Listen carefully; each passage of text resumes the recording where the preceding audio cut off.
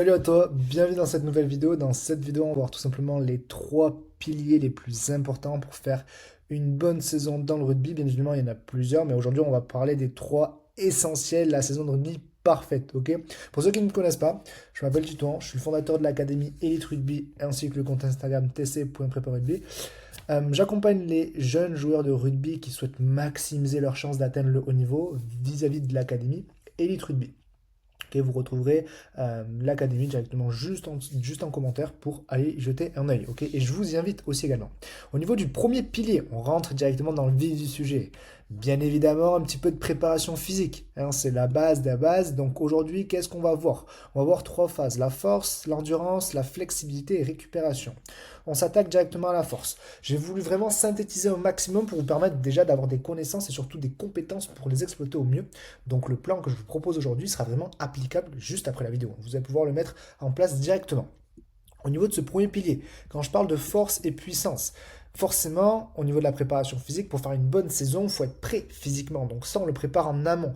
Qu'est-ce que j'appelle en amont? Ça va être avant notre saison. Donc si vous commencez directement sur des phases où vous commencez en août, essayez de travailler sur une phase de juillet-juin. Laissez-vous un petit temps de latence entre la fin de votre saison et ainsi le début de votre programmation. Ok, si vous n'avez pas de coach également. Donc, en termes de force-puissance, il y a plein de paramètres, mais moi, ce que j'aime bien faire, ce sont des squats, du développé couché, du soulevé de terre. Là, on a vraiment cette phase de force et de puissance. Bien évidemment, il y a des méthodes, il y a des concepts, il y a un art de programmation. Je ne peux pas tout vous dévoiler, sinon la vidéo durerait, je pense, un jour et demi. Mais dans sa globalité, voilà, il faut mettre en place des choses lourdes, des phases, on va dire aussi de puissance pour vous permettre de le retranscrire sur le terrain. Ok?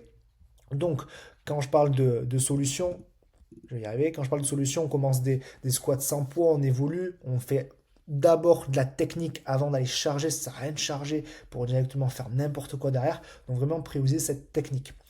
Également sur la phase de développé couché, comme je dis, varier un peu les méthodes, varier les prises de chat, varier pardon, la prise un petit peu des mains et autres pour travailler les différents groupes musculaires. Pas tout le temps la même chose. Essayez d'aller chercher un petit peu plus de grade au fur et à mesure pour directement choquer un petit peu vos muscles, comme on vous le dit sur les réseaux aussi également. J'aime bien cette phrase, j'aime bien ce dicton. Soulever terre également, si vous n'avez pas de matériel. Ok, si c'est trop compliqué. Vous pouvez très bien faire au poids du corps. Tout ce qui est dip sur une chaise, tout ce qui est pompe, tout ce qui est squat, tout ce qui est feinte. Alors forcément, on ne va pas développer les mêmes qualités physiques. Enfin, si on va développer les mêmes qualités physiques, mais même à une vitesse supérieure, pardon. Mais ce que je veux dire par là, c'est que ça peut faire directement l'affaire. Et vous pouvez être prêt physiquement pour atteindre le meilleur de votre niveau, le meilleur de votre potentiel. À l'heure actuelle, j'accompagne des joueurs où ils n'ont pas de matériel, ils ont entre 10 et 15 ans. On ne fait pas encore de musculation parce que les parents forcément ne sont pas OK aussi non plus et on met en place des choses concrètes qui vont leur permettre d'atteindre leur plein potentiel, même à leur jeune âge. Ok? Le petit conseil, suivez vos performances sur un cahier, sur un ordinateur, sur un Excel. Ça vous permet d'avoir une globalité, ok, de vos performances sur la préparation physique en amont. Donc, premier pilier, la prépa physique, c'est hyper important. Et surtout, cette phase, on va dire, de force et puissance. Ok, c'est bien, mais si aujourd'hui on n'est pas endurant et on n'a pas de vitesse, c'est compliqué. Si on a un gros poids mort sur le terrain, ben, on fait rien. Ok, donc la chose à faire aussi, c'est de se tester sur un yo-yo, sur un bronco, sur un cooper. Ok, c'est des tests un peu phares qu'on a l'habitude de rencontrer ben, sur les saisons de rugby. Ou aussi les coachs l'utilisent pas mal. Ok, ça va vous permettre de mesurer vos performances, ajuster un petit peu vos entraînements en fonction de ce résultat. Ok, si aujourd'hui vous voyez vos stats, vous voyez les barèmes qui sont un peu bas, ben, mettez un gros focus sur l'endurance pour vous permettre d'arriver frais et surtout en pleine capacité d'atteindre et surtout attaquer la saison de plein fer comme je dis. Également les sprints de 40 à 100 mètres, c'est les deux on va dire tests aussi phares, 40 et 100 mètres, il y a aussi celui de 10, pour vous permettre en fait de voir dans sa globalité là où vous en êtes. Ok, alors forcément, j'aurais plus tendance à faire sprinter plus les trois quarts que les avants. Ok, les avants ont besoin de sprinter, ont besoin d'avoir de la vitesse, certes, mais c'est pas, on va dire, la qualité mère directement dans le rugby, c'est pas, on va dire, la priorité pour eux. D'accord? Donc voilà, même si vous avez un peu de temps, si vous êtes pilier, faites ce test, ça va quand même vous servir, ça va quand même vous aider. Au niveau du conseil que j'ai à vous donner, honnêtement, ça va être surtout sur la structure des séances, les intervalles, des courses en côte et sprint pour vraiment varier les choses et vous permettre en fait d'avoir un global, ok, pas uniquement de la course, enfin pas pas uniquement de la côte, pas uniquement du terrain et autres. Vous pouvez bien évidemment, si vous détestez courir, développer votre cardio également sur du vélo, également sur du ski erg si vous connaissez, ou alors du rameur, ça peut pardon, vous permettre aussi de développer cette capacité cardiaque. Ok, donc très très important. Également, la partie récupération que tout le monde néglige. J'ai fait une vidéo directement de 10 minutes sur quelles sont les meilleures stratégies de récupération. Je vous invite à aller la regarder. Également, allez sur mon compte, n'hésitez pas, c'est hyper important. Il faut intégrer 15 à 20 minutes d'étirement dynamique, les étirements statiques après entraînement. Quand je dis après entraînement, c'est bien après, ok, pas de suite. Ok, pas, ça c'est une bonne erreur, faites bien après, c'est important. Et ensuite, récupération active, pratiquer des activités comme la natation ou la zone 2, comme j'ai très bien dit, ça vous permet en fait, de faire circuler cette circulation sanguine, d'éliminer ces déchets métaboliques et vous permettre d'être mieux physiquement dans sa globalité. Ok, donc très très très important. Conseil, hydratation et nutrition. N'oubliez pas aussi cette chose-là qui est très négligée. Ok, pensez à vous de boire suffisamment d'eau. Pourquoi pas des électrolytes aussi pour recharger cette phase de minéraux aussi également et vous permettre d'éviter les crampes, comme on dit. Ok, et également des repas équilibrés, riches en protéines et glucides.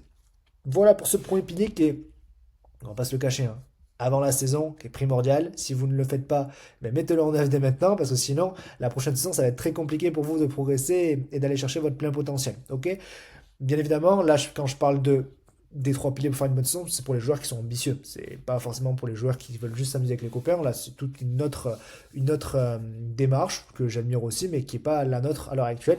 Donc là, vraiment, c'est pour les joueurs qui souhaitent aller chercher le meilleur des niveaux possible. Ok, donc sur cette phase de prépa physique, prenez-le en compte en amont. Ok, ne faites pas ça au dernier moment, comme je dis. Deuxième pilier que tout le monde néglige, comme j'appelle les compétences techniques. Si vous êtes un monstre en prépa physique, mais que vous êtes nul en technique, ça va pas marcher. Donc pour ça, deux choses, la technique de base et l'intelligence de jeu. Quand je parle de deux choses quand je parle de deux choses phares, ça va être tout simplement sur les techniques de base, les compétences à maîtriser. Au niveau des compétences à maîtriser, qu'est-ce qu'on va avoir? La première chose, ça va être tout ce qui est passe, réception, plaquage et maîtrise de phase de jeu. Bien évidemment, c'est adapté en fonction de chaque profil, hein. Si vous êtes talonneur ou si vous êtes numéro 9, vous n'avez pas travaillé la même spécialité comme la passe ou comme les crochets. Ok, même si le talonneur a besoin d'avoir de très bonnes passes et des très bons crochets, il va prioriser bien évidemment aussi son lancer. Ok, donc tout ce qui est passe courte, longue, maîtrise des deux mains. Ce que je veux vraiment entendre par là, c'est de surtout pas négliger en amont aussi cette technique de base. Ok, à ne surtout pas négliger. Une chose aussi, messieurs et mesdames, les techniques de plaquage. En fait, on se rend compte qu'aujourd'hui, on ne travaille jamais sa technique de plaquage. Aujourd'hui, est-ce que vous travaillez votre technique de plaquage à l'entraînement ou autre? Mais je pense pas. Ok, et pourtant, en fait, c'est majeur. Aujourd'hui, c'est primordial. Imaginez-vous, en fait, pas savoir réellement bien plaquer. C'est complètement passer à côté de l'essentiel d'un jeune rugbyman. Donc, vraiment, pour mieux plaquer, entraînez-vous sur les coussins au lieu de faire plaquer comme des ânes, comme je dis à chaque fois.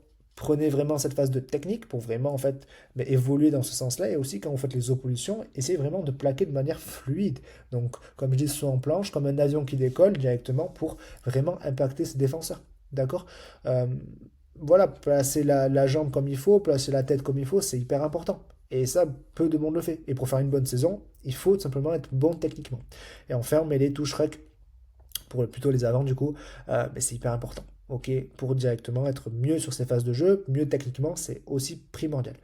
Et comme je dis, s'entraîner régulièrement avec les coéquipiers pour peaufiner les automatismes en fonction de toi. Ok, si t'es talonneur, si t'es pilier, si t'es arrière, t'auras pas les mêmes compétences. J'ai pas parlé du jeu au pied, mais c'est exactement pareil. Ok, pour développer cette technique de base. On en vient directement aux intelligences de jeu. Qu'est-ce que j'attends par là? Les éléments clés à développer. Il faut savoir anticiper les mouvements adverses. Ok, alors pour anticiper les mouvements adverses, quand on est jeune, quand on est dans des catégories de minimes, Goderman ou même cadet ou junior ou Krabos, on a tendance à jouer contre les mêmes équipes, contre les mêmes coéquipiers, on sait très bien comment ça joue, on sait tout simplement anticiper toutes ces choses-là, pardon. Et oui, il faut les anticiper. Honnêtement, il faut comprendre le jeu adverse, il faut voir qu'est-ce qu'ils vont faire. Et pour ça, ça se fait avec de l'expérience, certes, mais pour anticiper les mouvements adverses, il faut aussi regarder les matchs pour voir ce que fait l'attaque de manière générale si vous êtes défenseur et inversement. Ok, pour permettre en fait d'avoir un temps d'avance et un avantage sur votre équipe en face. Et la prise de décision, être capable de faire des choix judicieux en quelques secondes, ça c'est sur les postes clés 10, 9, talonneur comme je dis. C'est vraiment des postes clés qui sont hyper importants. 8 aussi, je pourrais l'intégrer. Mais pour tout le monde aussi, c'est important et il faut être judicieux de faire des choix en quelques secondes pour directement, en fait, encore une fois, apporter cet avantage. Et qu'est-ce que j'entends par là? Ben, être meilleur, concrètement, pour directement être mieux sur le terrain. Ça se fait avec l'expérience, ça se fait avec le temps. Et les grands joueurs ont une capacité à réfléchir très très rapidement pour prendre une très bonne décision. Et Antoine Dupont, que vous voyez juste ici à l'écran, il a cette capacité-là. Ok? Au niveau des conseils, participez à des débats tactiques avec vos coachs pour renforcer votre cohésion. Hyper important, j'adore, je fais que en parler directement. Nous, dans l'académie, on a un live justement par semaine sur tout ça. On a d'autres lives également où on échange sur les débats tactiques, les débats un petit peu sur tout ça avec les coachs pour renforcer cette compréhension, mais aussi cette cohésion. Ok.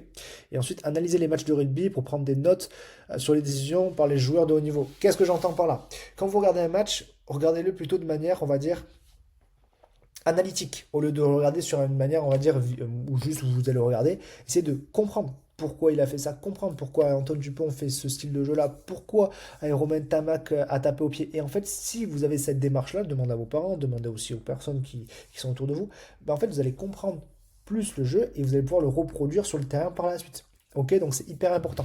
Ce que j'ai vraiment comme conseil à vous donner sur ce second pilier, honnêtement, c'est travailler vos compétences techniques. Et ce que j'entends par là, ça va au-delà du terrain, ça va au-delà de ces choses-là pour vous permettre d'être mieux. Ok, et ça se prend dès maintenant. Ça sert à rien de, comme je dis, d'attendre cet été pour directement commencer quelque chose. Ok, c'est exactement pareil. Il faut commencer dès maintenant cette phase d'intelligence de jeu, cette phase de préparation physique et aussi cette technique de base. Une bonne saison, ça ne se fait pas directement en un mois, c'est pas, ça ne va pas tomber du ciel. Non, non. Il faut mettre les choses en place dès maintenant pour te permettre d'être le plus performant possible la saison prochaine et les saisons prochaines. Ok, parce que le rugby, tu vas pas l'arrêter de suite. Voilà pour ces deux premiers piliers. Et le dernier pilier, alors lui, il est vraiment particulier, mais je l'adore. On va pas se le cacher, je l'ai marqué. C'est le mental et l'engagement. Aujourd'hui, trois phases. Développer ton mental de gagnant, comme je dis, gestion du stress et de la préparation mentale, et j'ai zappé le dernier, pardon, comitant et discipline. Ok, donc au niveau de directement tout ça, qu'est-ce qu'on va avoir? Alors, au niveau du premier pilier, développer un mental, une mentalité de gagnant. Ok, qu'est-ce que j'entends par là? Ben, la première des choses, en fait, et j'aurais pu le mettre en premier pilier, c'est vrai, mais les objectifs, il faut qu'ils soient clairs. Je vous ai donné une petite fiche de SMART. Pour ceux qui ne savent pas du tout ce que c'est SMART, c'est, on va dire, une fiche, ça vous permet en fait d'avoir des objectifs clairs et précis dans chacune de vos étapes, chacun de vos cursus pour un élément bien précis. Ok. Euh, Comme je dis, court, moyen, long terme, avoir des objectifs, c'est hyper important. Ça va vous permettre d'être mieux. Ça va vous permettre, en fait, vous, de vous consacrer uniquement sur les choses essentielles avec des forts leviers et vous permettre, encore une fois, d'être, euh, j'ai envie de dire, de manière visionnaire. Donc, avoir vraiment la vision la plus claire et précise de là où vous allez. OK? La résilience, apprendre à gérer les échecs et les critiques. J'ai mis une magnifique photo et je pense que vous savez laquelle c'est. C'est la fois ou la seule fois où Antoine Dupont joue avec un casque. Et en fait, il faut être résilient. Aujourd'hui, le moindre échec, la moindre faute, la moindre petite faille peut tout faire décrocher sur un joueur qui a pas un bon mindset. Et il faut apprendre à gérer ces échecs-là. Il faut apprendre à encaisser ces critiques pour permettre de mieux rebondir. Comme je dis, ça peut que apporter du positif aux joueurs, le fait d'avoir un échec. Ok, on le pense vraiment comme ça. Ok, c'est hyper important. Et enfin, les conseils, on pratique. Moi, j'aime bien la visualisation au niveau des joueurs. Je suis désolé, c'est quelque chose que j'aime beaucoup. Imaginez-vous en train de réussir. Alors, forcément, pas les réussites, comme je dis, jouer en équipe de France. Ça, c'est inimaginable. On va pas se le cacher. Oui, c'est envisageable. Mais d'un point de vue long terme, on pense quand même à aller chercher d'abord un niveau qu'on pense aller. Ok, et tenir un journal de bord avec les progrès et vos pensées. Ça, j'aime beaucoup aussi énormément sur les phases de routine, sur les phases de progrès qu'on peut mettre en place. Et ça peut te permettre d'être meilleur, honnêtement, et que meilleur. Ça peut te permettre d'être que meilleur. Sur le second axe, on parle plus de gestion du stress, préparation mentale. Ici, méditation et respiration pour mieux gérer ce stress, rester calme sous pression. C'est le dernier pilier. Là, on parle directement pendant la saison de le mettre en place ou même avant la saison et de le continuer en fait toute cette phase de saison. Ok, c'est hyper hyper important. Les rituels de préparation, établir une routine avant les matchs pour se conditionner mentalement, c'est aussi un facteur important, voire primordial. Concrètement, aujourd'hui c'est la base. Aujourd'hui, si vous n'avez pas de rituel de préparation ou autre, mais concrètement, vous allez droit dans un mur. Parce que ça va vous permettre en fait d'être complètement de manière aléatoire. Vous allez au match sans réellement y aller. Non, il faut bien structurer la veille, le matin, et en fait, toutes ces choses-là doivent être carrées. Okay, toujours les mêmes routines pour vous permettre d'être mieux et se conditionner, comme je dis, mentalement. Donc, ces deux choses-là, évidemment, il y en a d'autres. gestion du stress et prépa mentale, c'est hyper important. Sur la méditation, sur la respiration, bien respirer, bien méditer aussi. Si vous avez l'habitude de le faire, c'est génial. Si directement vous n'avez pas eu l'habitude de le faire, mais vous pouvez essayer. Honnêtement, ça coûte rien, hein, c'est gratuit d'essayer de la méditation, d'essayer des techniques de relaxation au niveau du stress, 4-4-2, je pense, sur des phases de respiration par exemple. C'est gratuit, donc essayez-le. Et ensuite, les rituels de préparation, là par contre, c'est aussi gratuit, mais faites-le vraiment, parce que là, c'est hyper important. Ok. Au niveau du conseil que j'ai à vous donner, s'entraîner à jouer avec la pression. Avec le pression, oui, très bien. Entraînement temporisé en situation de match. Donc, qu'est-ce que j'entends par là? Honnêtement, ça va être simple, ça va être sur les phases directement d'opposition, pardon, je vais y arriver. Mais essayez en fait de reproduire la même, je sais que ça va être compliqué, mais d'essayer de reproduire la même intensité qu'un match pour permettre d'avoir l'opposition. Et si aujourd'hui vous êtes comme à l'entraînement en fait directement, ben, ça veut dire concrètement vous allez pouvoir jouer à votre plein potentiel le match. Aujourd'hui, j'ai beaucoup de joueurs qui m'envoient des messages qui sont bons en entraînement, qui sont pas très bons en match. C'est tout simplement en fait que vous avez ce stress qui passe au-dessus et que directement vous vous sentez pas à l'aise durant le match, vous vous sentez en fait face à des personnes que vous connaissez pas. Ok, donc là, ce qu'il faut faire, c'est directement s'imaginer avec des personnes que ben, vous avez l'habitude de vous entraîner, vous tout simplement, vous les connaissez par cœur. En fait, les personnes que vous jouez contre vous, ben, c'est comme si c'est vos coéquipiers d'entraînement. Donc en fait, c'est pareil. Si vous coéquipiez d'entraînement, vous savez en fait comment ça va se passer, comment vous allez jouer et autres. Là, c'est exactement pareil. Ok. Dernier axe, moi, c'est quelque chose aujourd'hui qui est primordial pour le dernier pilier de la saison, on va pas se le cacher. C'est tout simplement cette discipline-là. Qu'est-ce que j'entends par cette discipline-là? C'est cette rigueur à l'entraînement, être présent, ponctuel, être prêt à se dépasser. Moi, il faut tout simplement tout cadrer. Quand je dis ça, c'est bateau, certes, mais c'est hyper important. Si aujourd'hui vous n'êtes pas à la régularité à l'entraînement, si vous n'êtes pas à l'entraînement et autres, comment vous voulez rivaliser avec les meilleurs? C'est une vraie question. Comment vous voulez jouer le week-end? C'est une vraie question. Donc ça, ne surtout pas négliger. Et enfin, santé et nutrition, aujourd'hui, c'est dans le fil de l'actualité, c'est hyper important. Équilibre alimentaire, hydratation et optimisation des performances. Si aujourd'hui, vous ne faites pas ça, concrètement, si vous optimisez pas votre récupération, si vous optimisez pas votre nutrition, ben en fait, vous faites n'importe quoi. Honnêtement, c'est comme si vous roulez avec une Ferrari et que vous mettez de l'eau dedans, quoi. Ça sert à rien. Honnêtement, ça sert à rien.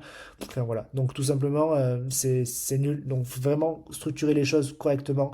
Créer une routine quotidienne qui inclut entraînement, récupération et loisirs équilibrants. Je dis pas d'être tout le temps carré, ça c'est sûr et certain. Je dis tout simplement d'être vraiment structuré sur les choses nécessaires autour des entraînements, autour des matchs, pour permettre en fait de récupérer de manière optimale. Ok. Donc honnêtement, sur les trois piliers que j'ai vraiment à vous présenter, c'est simple, il faut vraiment retenir que sur la première phase, il faut mettre en place tout ce qui est préparation physique pour permettre d'être mieux physiquement. Compétences techniques pour ne pas négliger ces phases de technique pardon, où au niveau en fait vous permettre d'être meilleur techniquement et ne jamais cesser d'évoluer. Et enfin, mental et engagement pour continuer vers votre objectif long terme, continuer sur ce que vous voulez vraiment. Ok, ça c'est hyper important. Si vous voulez vraiment atteindre le niveau, mettez en place ces trois piliers-là et vous allez voir que votre saison va prendre vraiment un autre tournant. Et ça, je vous le garantis. Ok. Si vous souhaitez aller plus loin, si vous en avez marre de stagner et d'être frustré tout au long, que vous êtes parent ou même jeune joueur, l'Académie des Rugby accueille des joueurs ambitieux et qui souhaitent vraiment maximiser leurs chances d'atteindre le niveau. Je t'invite vraiment à aller regarder la vidéo en description. Elle est faite pour toi et crois-moi qu'elle va énormément te plaire. C'était Titouan et je te souhaite encore un très bon visionnage.